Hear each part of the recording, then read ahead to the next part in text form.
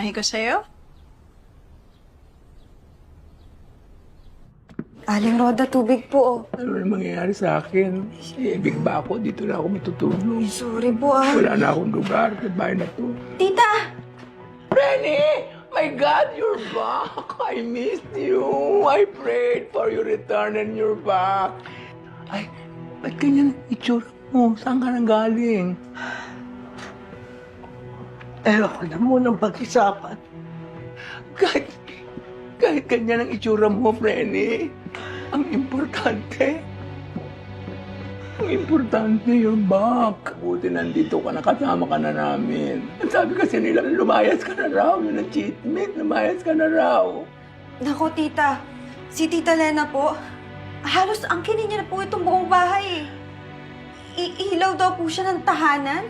Huwag kang pumayag, magsalita ka na. Magsalita ka na, Frenny, huwag kang pumayag. I-assert mo ang karapatan mo. Ikaw ang tunay na may-ari ng bahay na ito. Ikaw ang tunay na asawa, Frenny.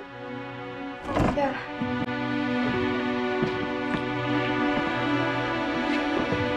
Anong ginagawa mo dito? Ang house grabber, Frenny.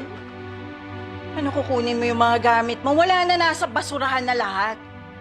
Wala ka ng lugar dito, saka wala namang may gusto na bumalik ka pa dito eh. Lena, tama na.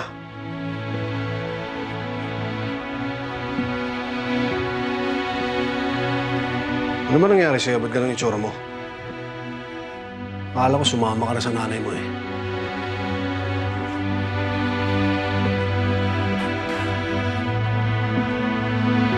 Hindi. Dahil kayo ang pinili ko. Ang pamilya ko.